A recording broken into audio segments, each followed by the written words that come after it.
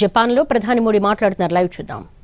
योग का है, अपनेपन का है और इसलिए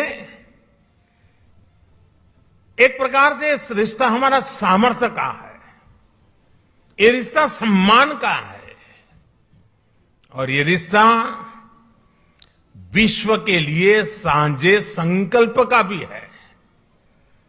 जापान से हमारा रिश्ता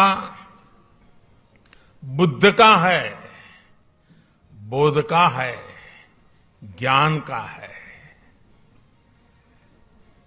हमारे महाकाल है तो जापान में दाइकोकुतेन है.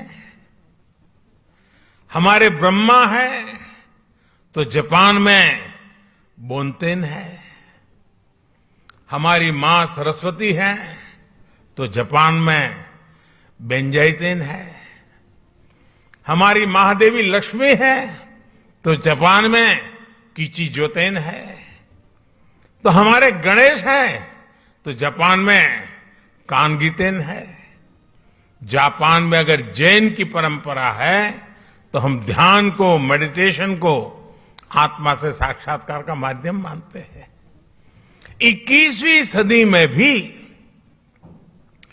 भारत और जापान के इन सांस्कृतिक संबंधों को हम पूरी प्रतिबद्धता के साथ आगे बढ़ा रहे हैं. और मैं तो काशी का सांसद हूं और बड़े गर्व से कहना चाहूंगा कि जापान के पूर्व प्रधानमंत्री श्री आबे जब काशी आए थे तब उन्होंने एक बहुत बढ़िया सौगात काशी को दी. काशी में जापान के सहयोग से बना रुद्राक्ष और जो मेरी कभी कर्मभूमि रही वो अहमदाबाद में जैन गार्डन और काइजन एकेडमी, ये ऐसी बातें हैं जो हमें कितनी निकट लाती है. यहां आप सभी जापान में रहते हुए इस ऐतिहासिक बंधन को और मजबूत बना रहे हैं और सशक्त कर रहे हैं.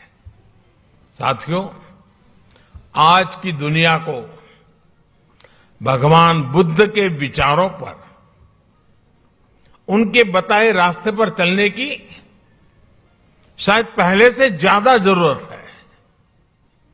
यही रास्ता है जो आज दुनिया की हर चुनौती, चाहे वो हिंसा हो, अराजकता हो, आतंकवाद हो, क्लाइमेट चेंज हो, इन सब से मानवता को बचाने का यही मार्ग है. भारत सौभाग्यशाली है कि उसे भगवान बुद्ध का प्रत्यक्ष आशीर्वाद मिला. उनके विचारों को आत्मसात करते हुए भारत निरंतर मानवता की सेवा कर रहा है. चुनौतियां चाहे किसी भी प्रकार की हो, कितनी बड़ी क्यों न हो, भारत उनका समाधान ढूंढता ही है. कोरोना से दुनिया के सामने जो 100 साल का सबसे बड़ा संकट पैदा हुआ वो हमारे सामने है. और ये जब शुरू हुआ था तब किसी को नहीं पता था कि आगे क्या होगा. शुरू में तो ऐसा ही लग रहा था वहां आया है, यहां क्या है. किसी को पता नहीं था इसको कैसे हैंडल किया जाए. और न वैक्सीन भी नहीं थी और न इस बात का कोई आइडिया था कि वैक्सीन कब तक आएगी.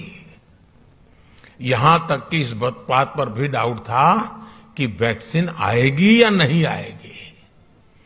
चारों तरफ अनिश्चितता का माहौल था. उन परिस्थितियों में भी भारत ने दुनिया के देशों में दवाएं भेजी।